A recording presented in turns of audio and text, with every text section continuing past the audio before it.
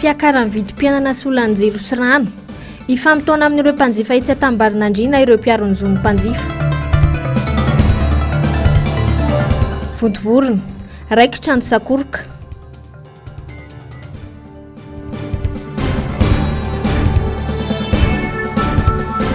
Fianana mikatotra ny Tetsimbazaza sy nahavaolana ny ministra ny vola. Nanomboka tamin'ny folora maraina katroka no raikitra ny fivoriana mikatotrano ny fanatrehan'ireo solombavambahoaka sy ny ministry ny vola tetỳ anivo ny antenimieram-pirenena. Na nikatona aza ny trano, re ihany ny fampiakara-peo sy ny donda-tabatra nandritra ny ady hevitra ny tranga tao anatin'ny efitrano. Ny fanadiadiana no lahalalany fa resa-bola toy ny karaman'ireo assistant teknika n'ireo solombavambahoaka no isan'ny lahadinika. Tamin'ny 12 latsaka faefany no nivoaka ny efitrano fivoriana ny ministra ary laza fa ireo député izay nampiatso azy no tokony amaly ny fanontaniana fa tsy ny tenany rehefa nanontaniany ny mpanao gazety. Tsara angambany raha izy ireo nampiantso no ilaza ny andindinina ny zavatra niresahana teo fa ny azoko ambara fotsiny hoe matoa ministra ny fitantanam-bola no nampiantsoan'izy ireo hikatotrano dia resaka teti-bolan'izy ireo zany no ady-hevitra tao anatin'izay fampiantsoana izay. Tsy misy resaka teti-bolana sy mpantsiana fa resaka teti-bolana solombavambahoaka fotsiny hoy ny ministra nanamafy. Nilaza kosa ireo solombavambahoaka rehefa nivoaka ny efitrano fivoriana fa nisy ny zavatra tapaka tao anatin'ny teti-bola na ny LFI saingy ny tsy notanteray ny mpanatanteraka. Misy zavatra tapaka ny tamin'ny LFI nefa ny tsy tanterana dia izay no tediavin'ny député. Misy tsy ampy zany misy karama tokony nomena nefa ny tsy azo. Tsy mahatapa-kevitra irery ny ministra manoloana ireo fitakiana ataon'ireo solombavambahoaka fa tsy maintsy ny gouvernemanta manontolo. Ny alakamisy izao no itoy ny ady-hevitra satria amin'io no Jona mivantana ny solombavambahoaka sy ireo mpikambana eo anivon'ny gouvernemanta ho hiatrany ny fanazavana. Tsisy resaka tombontsoa tao fa resaka karama tsy voalo ka nareo raha mpanao gazety nareo ka tsy voalony karamanareo dia tsy hitako ve nareo hafa ny antsoina hoe tombontsoa dia hafa ny antsoina hoe droit acquis. Rehefa miasa ianao dia tokony handray karama. Izay ny zavatra misy ngambany fa tsy hoe misy tombontsoa. Afana arak'izany ny fiaonana eo amin'ireo solombavambahoaka sy ireo mpanatanteraka mandritra ny 2 andro eny anivon'ny lapany demokrasia.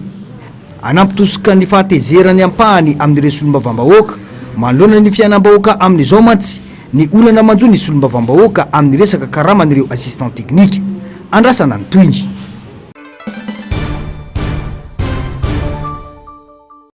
Raha ny vaovao dia mangataka fanakatsanana ny teti-bola eny anivon'ireo ministera na coupe budgétaire ny ministry ny fitantanam-bola. Manoloana izany dia mametra-panontaniana ny ireo mpanara-baovao ny amin'ny tsy nolosona tamin'ny fanitsiana ny teti-bola kanefa mandeny ny fanakatsanana vola isaky ny ministera. Ny alakamisy ny zoma izao no ifanatrika ireo solombavambahoaka sy ireo mpikambana eo anivon'ny gouvernemanta raha ny fandaharam-potoana voarakitra ito anivon'ny antenimieram-pirenena hatramin'ny androany. Samy nanamafy aloha ny andany sy ny ankilany izany hoe ny solombavambahoaka sy ny mpikambana eo anivon'ny gouvernemanta fa isy io fifanatrehan io amin'ireo daty voatondrireo. Raha tsy ahivina ny zava-nisy farany ho an'ny fivorian'ireo solombavambahoaka dia nokatsanana tamin'ny ora farany ny fametrahana fanontaniana tamin'ny mpanatanteraka ka ny prime ministre ihany no afaka namela belatra ary nakombona ny vavan'ireo député. Nahitsy ny solombavambahoaka gasikara feno soa androany nilaza fa tena ilaina ny fifanatrehana. Amin'ny lakamisy zoma zany tsika miona ny atao hoe fasafasa miaraka amin'ny gouvernemanta dia miaraka mahita eo tsika satria ny divan'ireo solombavambahoaka reo dia ady ho an'ny vahoaka miady ho an'ny vahoaka zay navoafidy anazy any aminy zany le izy dia miara mahita tsika fa misy olana eto amin'ny firenena dia zany rehetrarehetra zany tsy maintsy anatanterahana ny atao hoe fasafasy amin'ny mpikambana amin'ny gouvernemanta. Zay zany izy satria tsy ampitsony na interpellation hoe atsova ministra zao atsova ministra zao fa raha misy solombavambahoaka anankiray eto mahasamy laza fa tsy sahirana ny vahoaka zay mifidy azy dia sy vo mijoro izy. Manana ny exécutif anefa antsika zay tompony andraikitra ao anatin'ny fanatanterahana zay dia zay anisan'ny resahana tamin'ny ministra androany amin'ny hoe fa maninona tsy misy le LFR kanefa ny ministera zany amin'izao fotoana izao dia mangataka ny atao hoe coupe budgétaire eny anatin'ny ministera tsirairay avy dia izay moa zany no valiana miaraka amin'ny gouvernement teo satria décision an'ny conseil izy fa tsy décision an'ny ministre rira. Etsankilany dia fantatra ihany koa fa isan'ny antony nampanatsoana ny ministry ny vola androany hiatrika ireo solombavam-bahoaka ny teti-bola ny anteny miram-pirenena. Ny tombo isan'ny solombavam-bahoaka izay ny teti-bola tsy niova fa toy ny tamin'ny isa teo aloha ihany. Mbola mampametra-panontaniana mpanara-baovao ihany ny fahitana ny firaisan-kina ny ireo solombavam-bahoaka rehefa voadona ny aferon'izy ireo fa manara-drenondrano sy tsy ahitanteny ary mbola midoka fanjakana kosa manoloana ny fanitrana sy ny fahoriany ny malagasy indrindra fa ireo solombavam-bahoaka maro anisa. Anao etsika ampilaminana ny fikambana ny gasy miaro ny vahoaka amin'ny rariny ny sabotsy ho avy izao ary natao an'ny mpanjifa rehetra izany etsika izany raha ny fanazavana. Napetraka androany teny anivon'ny prefektora n'Antananarivo ny taratasy fangatahana alalana azahoana manatanteraka izany. Etsy amin'ny kianja malalaka Antanimbarinandriny no anatanterahana ity etsika ity raha ny fanazavana hatrany. Ny fiakaran'ny vidim-piainana, ny olany jiro sy ny rano, ireo no santionany amin'ny antony etsika raha ny fanazavana voaray hatrany. Etsika fifampianona makasika ny fiakaran'ny vidim-piainana dikan'izay itsika mpanjifa mihitsy zany resahana eto indrindra ny jirama tsara ny ahafantarana vahoaka malagasy fa amin'io sabotsy io dia tsy misy eritreritra zavatra anao hafahafa na nakorotana na mety eritreritra hanitatra zay mety any an-tsaina any fa tena fifampianona ny vahoaka samy mpanjifa nizaniza tafiditra ao anatin'izay raha mbola mpanjifa eto Madagasikara. Ny tiana tenenina ao anatiny aza mitondra zavatra maranitra, aza mitondra zavatra mety ahihina anakorotana, aza mieritreritra zavatra hafa fa ny olantsika hatreto dia ny jiro sy rano ary ny fiakaran'ny vidim-piainana. Mazava ny tanjona amin'ity etsika ity dia mba ahafahana mifampiaino manoloana ny marary ny vahoaka mpanjifa. Tsy voatery eo ihany koa anefa no ahafahana manatanteraka ny etsika fa azon'ny prefektura atao ny manolotra toerana ho azy ireo ary vonany anaraka ny fandaminana amin'izany izy ireo raha ny fanazavana hatrany. Ny gasy MRV manokana tsy mieritreritra azo valiteny tsy azo fankatoavana satria na ny ato izay metrahana ny taratasy dia anisan'ny mpanjifa izany eto anivon'ny prefektura, ny vahoaka malagasy, ny vahoaka mandinika dia mpanjifa ihany koa. Dikan'izay raha resaka fanjifana zany no resahana tsy tokony isy ny sakatsakana fa raha ohatra ka hoeny amin'ny trésumena mieritreritra anakorotana rariny raha ohatra ka hosakanina satria ato anatiny fanomanana fety tanteraka isika zao dia tsisy eritreritra anakorotana mihitsy koa aloha ny gasy MRV manokana. Andrasana arak'izany ny fivoaram-baovao.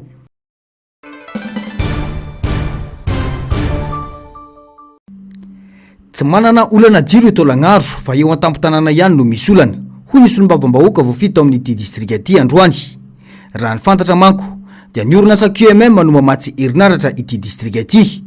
Efa eo ampikarohana vahaolana koa ny olana mitranga ao amin'ny tampon-tanàna ny Lagnaro amin'izao fotoana izao raha ny fanamafisana. Zany hoe Fort Dauphin moa zany tsy manana délestage izy satria misy ny orinasa QMM izay mamatsy herinaratra nefa na zany ara somary eo tampon-tanàna no tsy dedena mazava rehefa amin'ny alina araka ny voalaza ny ben'ny tanàna. Iny moa zany efa eo ampijerena azy satria ny commune urbaine moa zany no miara mijery an'iny miaraka amin'ny tompon'andraikitra. Ny anjara andraikitra ara-piarahamonina ny orinasa na ny RC izay mitetina 4 tapitrisa dolara isan-taona avy amin'ny orinasa QMM no isan'ny ahafahana mamahany olana. Nandritra ny fanazavany kosa nefa no namantarana fa potika ny lalana rehetra ao an-tampon-tanàna ny Lagnaro amin'izao fotoana.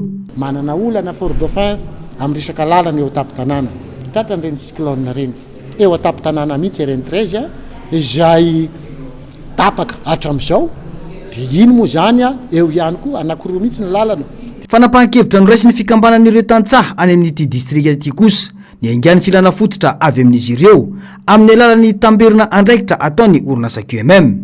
Raha ny fantatra mantsy dia baiko midina no mandeha ka izay mahdia volana ny sain'ny gouvernemanta no anaovana ny tamberina andraikitra ho hiatrany ny fanazavana. Nangatahan'ireo communauté na reo vahoaka ny fotony hoe avy aty aminay ny filana. Zany hoe izay nahatonga anay nivory niaraka amin'ny QMM sy ny tompon'andraikitra hoe manomboka izao zany hoe izao ny zavatra ilainay aty amin'ny distrika sy aty amin'ny faritra izay vao hoentina makaty amin'ny conseil des ministres olan'iny. Raha tsy ahivina moa dia isany efa nisedraolana ity orinasa mpitrandraka aotolagnaro ity ny taona 2024 nosakanan'ireo mpona tany antoerana ny fitrandrana satria tsy nekeny izy ireo nanapa-kevitra ny teo anivon'ny orinasa fa nampiato ny asa fitrandrana ny ravina ihany disadisa ny volana desambra 2024 ka niverina nitrandraka indray ny QMM isan'ireo fepetranapetraka noho izany ny fiodinan'ny famokarana herinaratra mitohy ho antana nantolagnaro io ihany koa ny fampitomboana ny fandraisany anjara amin'ny anjarandraikitra ara-piarahamonina ny orinasa na ny RSE amin'ny fanatevenana kitapom-bola ny commune ao anatin'ny 3 taona.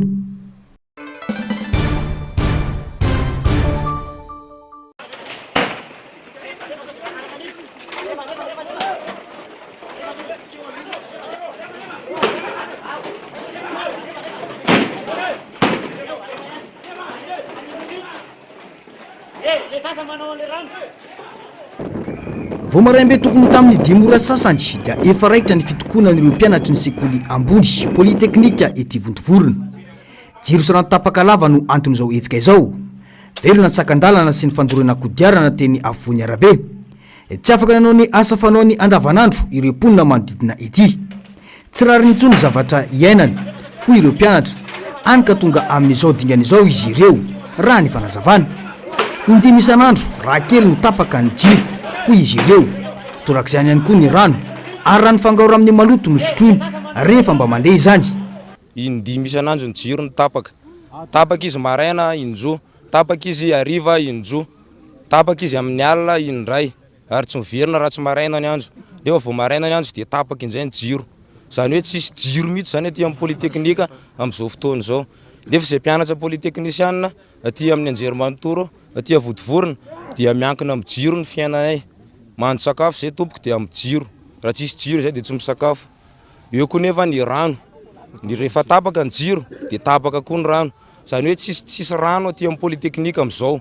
Tsisy rano idiovana, tsisy rano sotroina. Rehefa miverina ny rano dia rano tainy no sotroinay aty amin'ny polyteknika. Fangaro amin'ny tainy rano sotroinay. Milazany tsy resaka amin'ny ministra tompona andraikitra intsondry ireo mpianatra satria lefa mpanantenana pokaty vaolana no takiny fa tsy fampiresahana intsondry hoy izy ireo nanamafy. Zay tompoko efa leo fampanantenana pokaty. Zay moa tonga ny mitadiny, zay moa tonga ny miado amin'ny polyteknika. Zay efa leo fampanantenana pokaty, efa leo procédure fa ny zavatra tiavinay tompoko dia zavatra mitsangana. Vaolana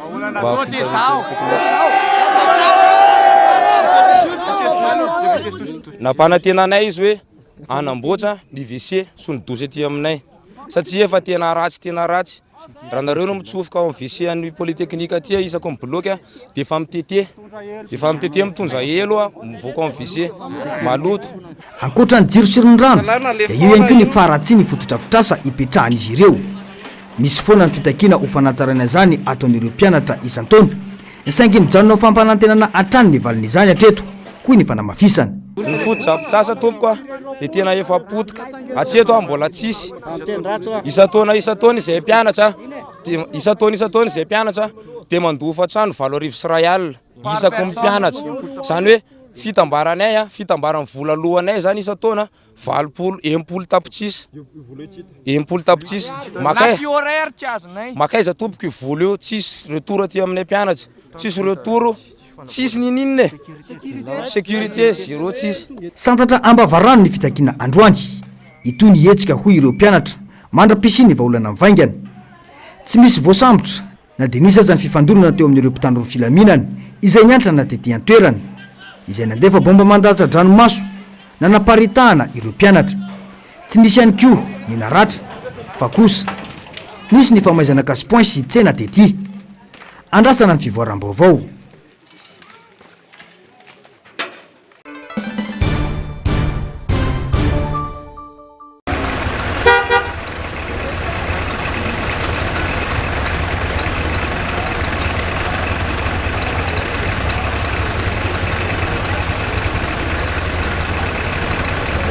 Tsy misy rotsakorany, tsy andro fahavaratra, saingy izao no zava-misy eto amin'ny arabe ny fokotany Andranomanalina, boriboritany voalohany eto amin'ny renivohitry Madagasikara.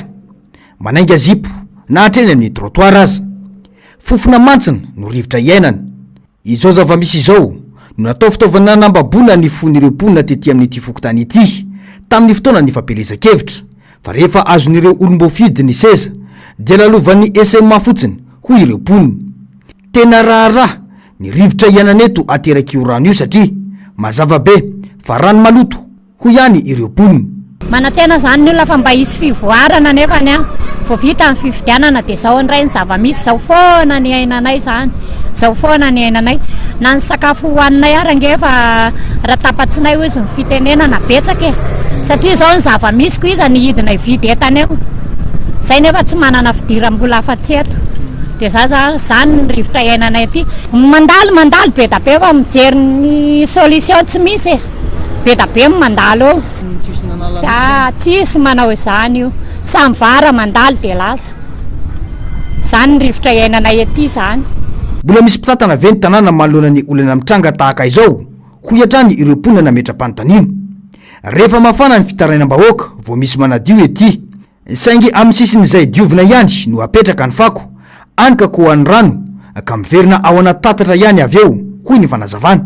Tsy ranonorana intsony fa raha ranonorana azona efina hoe avy ny orana zay hoe hiady amin'ny zavaboary fa tena rano maloto ny dalina zay tsy voakarakara amin'ny mahatonga an'io ngabony rehetrarehetra makany anaty dalina dia ao anatin'io zao zay dia heninareo amin'izany fofona izany fa tena fofona maimbo mihitsy mijaly zay tena mijaly eto hoe manontany tena hoe tsisy lehibe mikarakaranay ve sa ahoana manontany zay hoe iza ny tompona andraikitra amin'ity zavatra ity satria raha nanao propagande marina tamin'ireny fifidianana be ny tanàna ireny manontany daholo izy rehetrarehetra ary dia manao fampanantenana azo lazaina hoe fampanantenana pokaty mihitsy fa tsisy manatanterahana. Ankoatra izay tsy vitsy ireo sahirana manoloana ireo dalina tsy misarona rehefa avy mba misikotra kely ity toerana ity ny eo anivon'ny komina Antananarivo renivohitra.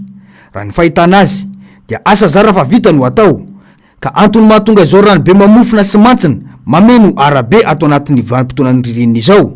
Manoloana izany dia miantso ny fiandidinan'ny tanàna mba anao ny asa ny araky ny tokony izy ireo mponina tetỳ an-drano manalina.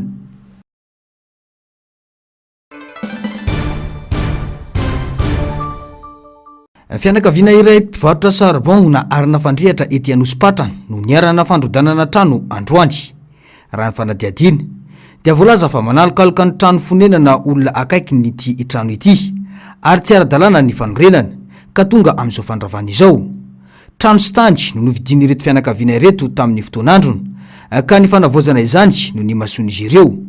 Noho ny olana efa nisy tamin'ireo mpifanolobodorindrina nefa dia niditra any am-ponja ny tena tompon'ny trano ka ny zana no nanohy izany asa fanatsarana izany saingy izao no ravana izao ankehitriny rehefa nisy ny didy avy amin'ny fitsarana. Dia io zany hoe ataony sesy konko hoe ataony antokadoavana le falitapitra hono nefa nysokona efa nikatrainy mamanay efa nikatrainy izay tsisy pia tranonendra feny samboankalanyonitra falitapitra izy azafady fa manao nanarana avakany mitory anay hoe manao tsindry falavo izy fatangongo zany hoe manapapahefana izy satria izy avoka dia tsy afaka anao ninina zay dia io trano io ary zany zao mbola hoe io tany sy trano io zany fatany hoe ara-dalàna misokona dia io a mbola hoalainy konko io tsy vitan'izay hoe narodana zany fa zay ambiny eo dia mbola hoalainy andoavana an'le onitra falitapitra izy dia ho atao lavandy koa hatramin'ny taninay satria zay tsy manana ninina nanomezana an'le falitapitra izy zay mamanay nisokona efa ankatrainy sahirana tena sahirana zay reto nefa tsisy pia tsy manana ralomandretra. Nanamafy ireto fianakaviana ireto fa tsy nisy ny fampiresana fa fiantsona avy any amin'ny fitsarana no nahazo azy ireo rehefa nandeha ny fampiakarana ny trano. Nilaza ho nampiakatra ny raharay izy ireo saingy tsy afaka namaly izany ny fitsarana ho iatrany ny fanamafisana. Tsy niteny mihitsy izy fa to dia convocation foana dia tany amin'ny tribunal ady madio tany amin'ny tribunal zany le izy hoe manakona ny varavarankeliny dia nisy fotoana izay nanao cour d'appel tany amin'ny ady madio tany Anosy dia resy izy dia avy eo navadiny anticorruption tany amin'ny PAC le izy hoe manao kolokolo tamin'ny commune hono zay dia natsona tany daholo ny commune rehetrarehetra dia nakakanay le Eli vao entsika tao anatin'le izy hoe janona tao aminazy le dossier zay tsy nanao kolokolo tamin'le Eli izay ary tsy mahafantatra an'izany kory satria zay olona avy any ambanivohitra mivarotra charbon asana miditra birao ary matahotra izay dia lazainy fa hoe nanao kolokolo taminazy zay dia le eli afaka madiodio efa zokona iny gadrainy roa taona. Nilaza kosa ny teo ankilany fa efa nisy ny fandrarana ny fampiakarana ity trano ity ary efa nidinany teo anivon'ny commune sy ny fitsarana mba ampitsarana izany. Ny fitsarana sy ny commune Antananarivo no tompon'andraikitra amin'ny fandrodanana hoy izy ireo.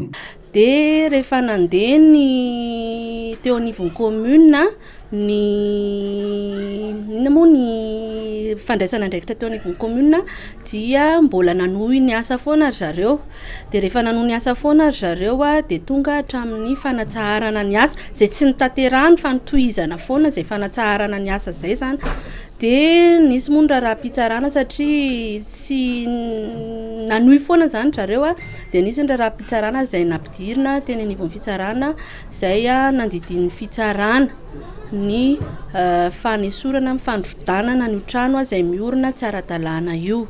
Ary nisy ihany koa ny arrêté de démolition zay navoakan'ny commune efa nampahafantarina ny zareo daholo moa zany rehetrarehetra zany zay mandidy ny fandravana tsy misy atakandro an'io trano fonenana io.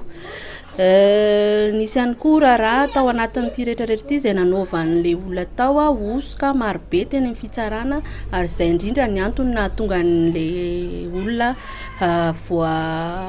voaringotra tamin'izay zany misazy eny amin'ny fonja amintsika miteny zao resaka osoka natao tamin'ny taratasy zay nanaovana io trano io zay narotsany teny amin'ny fitsarana tamin'izany fotoana izany. Zany hoe mivaly zany fanontanianareo hoe fanorenana tsy ara-dalàna le izy dia io ny fandravana zay didin'ny fitsarana ny mandidy an'izay fa tsy ny tenanay. Ary ny commune koa efa misy ny arrêté de démolition zay navoakan'ny commune ny fandravanana io. Faharoa mahakasika ny hoe famonjana an'le olona zay fitsarana koa no namoakany zay didy famonjana an'le olona zay no ny osoka izay nataony tamin'ity rahatsy izay narotsany teny amin'ny fitsarana. Nanamafy filazana io no teo anivon'ny fokotany izay nilaza fa avy amin'ny fitsarana ny didy fandravana. Efa nisy raha niakatra fitsarana dia le olona tao efa nisy nidoboka ny amponjany le olona ao dia tsy fanarahan-dalàna miseho ny cessation de travaux natao tsy nanao izy tsy nanaiky ny toromarika amin'ny tribunal tamin'izay toromarika dia ny fara amin'izao resaka fandravana zao commune sy ny tribunal zany manao ny fandravana. Raha ny tantara zany ara-tantara dia nisy nampijabaka ihany koa le olona le tao amin'le mpivarotra charbon zay efa samy any amponja moa zareo zany dia zay tsy fantatro mihitsy hoe ahoana sy ahoana fa raha ny zavatra misy zany dia au niveau tribunal le izy fa tsy au niveau fokotany tsy au niveau commune fa au niveau tribunal. Fandravana amin'ny ampano atao eto izany hoe ny riana rehetra no ravana nanamafy ny fianakaviana fa hitaky ny onitra valo tapitrisa ariary na dia efa mandeha ihany aza ny fandravana izay efa notakin'izy ireo tamin'ny fitsarana.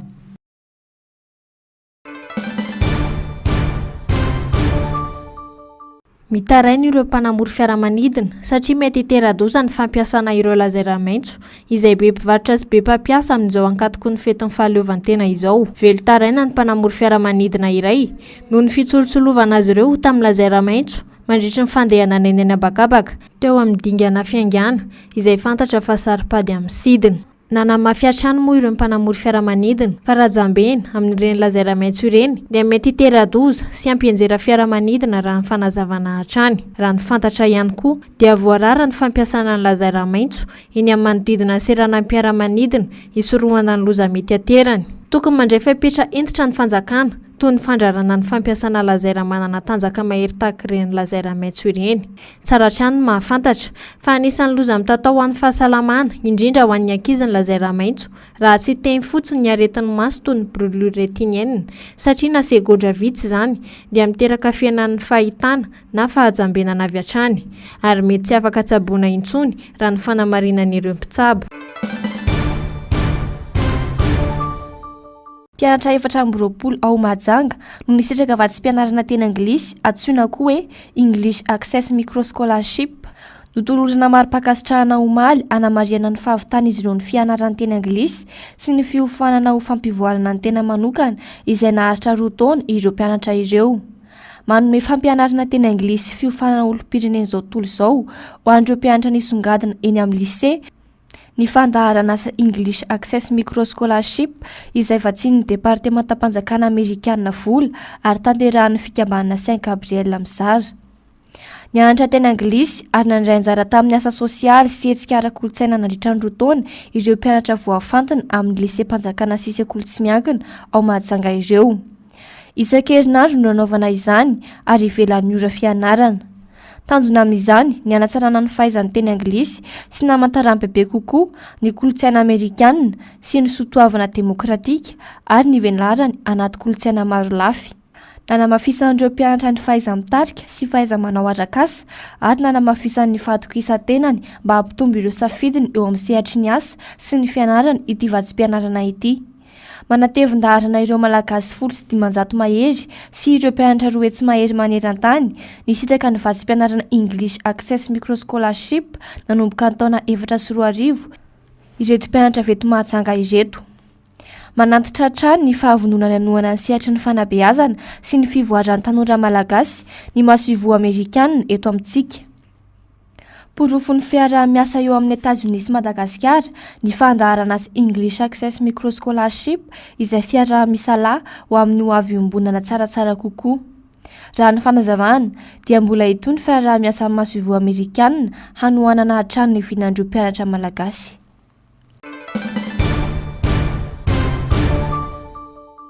Raikitra ny lalao ara-panatanjahantena izay fananan'ireo petit baolina kitra n'Ambohimanarina teto amin'ny Kiantsatoditsoa Anosibe zay vola ny alady ny Pentekosta.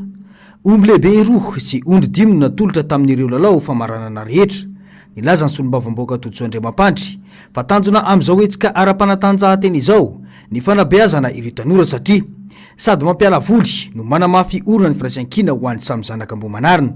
Mba ho fitaizana ny tanora eo koa ny iaiga vétéran ary misy daholo na ny lahy na ny vehivavy. Isaky ny 2 volana zany na 3 volana dia misy foana hoa tournoi lehibe ho an'ny zanaka Ambohimanarina rehetra sy ny manodidina zany dia mba ho fialamboly ho an'ny tanora ary ihany koa mba fitazam-batana ary fanabeazana ny olom-pirenena mba tsy voana any amin'ny zava-matomelona zany fa mba hoe iaina ao anatin'izany fanatanjahantena zany ny ety Ambohimanarina. Dia ny tena moa dia ray aman-dreny ampanohana ny fanatanjahantena na foot io na rugby io na basket io na inona io ao anatin'izay ary androany zany dia omby 2 lehibe no natolotra dia ondry anaky 5 ho an'ireo zay nahazo ny lalao famaranana rehetra. Ary tahaka ny kamasatra moa dia ny tenanay dia misy nary milalao ary ity fanatanjahantena dia lalao zany tamin'ny ekipa avy eto Ambohimanarina ihany dia hitantsika fa faly ny olona liana ny olona hoe ianao le tompona andraikitra misy no mitarika zany eny amin'ny kianja zany miara-milalao ny tanora ety Ambohimanarina. Koa dia mankasitraka ny organisateur, mankasitraka ny arbitre rehetra izay tena mahafinaritra ny lalao fa hitantsika fa na ny olona aza dia vahoaka be no mijery ao anatin'izay ary ny tena zany raha mbola eto dia manohana trany ny fanatanjahantena manohana ny tanora ary koa mitondra zany feon'ny vahoaka zany ary io moa zany dia teny filamatra sy ny entina zany ny ety Ambohimanarina dia hoe tsy misy manana ny ampy fa sambatra izay mifanampy. Ny amarana koa azy dia rehefa manana vatana tomaty ianao dia manana saina matsilo afaka mivelatra amin'ny sehatra rehetra zany ao anatin'izay ary zay mahatonga ana manao lara-pahamehana ny fanatanjahantena sy ny fanabeazana ary ny fambolena ety Ambohimanarina. Niakatra ankianja moa ny solombavam-bahoaka tamin'ity lalao ity no mafisiny fa endrika anehoana fa rehefa mpitarika dia tsy natao hibaiko fotsiny fa tsy maintsy mirotsaka antsehatra mandray andraikitra ho iatrany ity solombavam-bahoaka ity. Ny antony izay dia hoe ny tena le mpitarika mihitsy no tokony andresy lahatra ny olona hoe tsy vitany hoe manolotra omby sy kopy sy ondry fa ianao mihitsy mandray anjara eny amin'ny kianja rehetra na aiza ka ny tena koa dia pity fanatanjahantena ary mpilalao fanatanjahantena dia ho hitantsika ny gama fa dia tena hoe ny tenako mihitsy no mitarika zany lalao eny ambony kianja zany ary faly ny olona ao anatin'izay resay ary tsy vitan'izany ihany koa fa ohatr'izay koa ny fambolena ny vary ohatra zay mpamokatra vary ety Ambohimanarina sy ny ateroka dia ny tena kokoa no mitarika ny tantsaha zay mitsinja vary manala tsikafina miditra anaty rano mihitsy zany ny tena ary tena koa tena tantsaha zanaka tantsaha idingina antan'izany mila ianao mihitsy zany no mitarika ny olona ary zay zany ny fanabeazana hoentina amin'ny olona tsy hoe mibaiko fotsiny ianao fa ianao mihitsy zany a no midina atsehatra mitarika ny vahoaka amin'ny sehatra rehetra zay tokony isy anao. Nankasitraka ireo mpandray anjara rehetra moa ny tenany sy tamin'ity lalao ity itoy hatrany ny etsika toy izao ary isam-bolana no anaovana izany hoy ny fanazavany.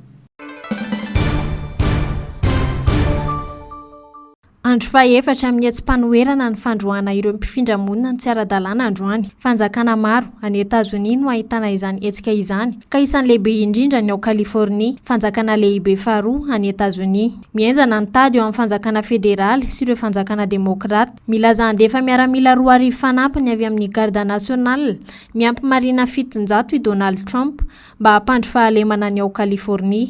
Fidirana an-tsehatra izay tsy nahazo alalana avy amin'ny governoran'ity fanjakana ity. Ambaran'i Donald Trump sy ireo mpiara-miasa aminy manko fa tsy mahomby ny governoran'i Kalifornia manoloana izao fandroana mpifindra monina izao ka mamela ny Kalifornia anaty korontana.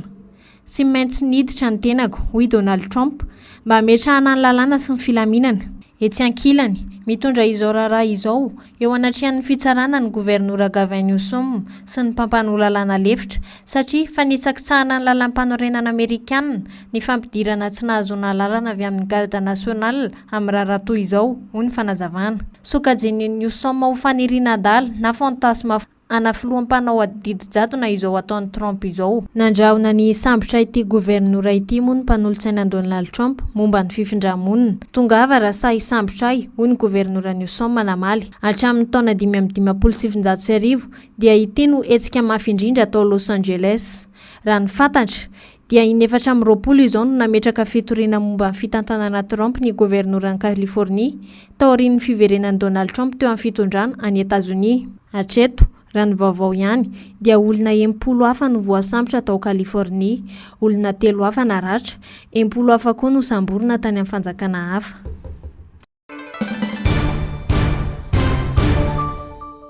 Toerana hafakely tao Fonchuen satria zara raha mamoaka entona carbone no nanatotosana ny fionam-be iraisam-pirenena momba ny tontolo iainana sy ny fampandrosoana maharitra ny Chine. Toerana vao namboarina ary midadasika hatrany amin'ny fisasahan'ny Shanghai, amin'ny Jiangsu sy Jingyang. Taila voltaika no tafon'ity toerana ity izay andinihana lalindalina kokoa momba ny angovo maharitra, ny fanavoazana tanan-dehibe, ny toe-karena mihodina ary ny famatsim-bola maitso. Nankasitraka ny fandraisana andraikitry Chine amin'ny sehatra iraisam-pirenena, indrindra eo amin'ny lafin'ny fiarovana ny tontolo iainana sy ny fanatratrarana ny tanjona maharitra ireo mpandray anjara. Mahatalanjonay ny fanarenana nataon'ny Chine ankehitriny, hoy Pierre Fayer, mpiandraikitra momba ny fitantanana ny ranomasina eo anivon'ny UNESCO. Fanarenana azo tsapahitanana na eny andrenirano na eny amorontsiraka.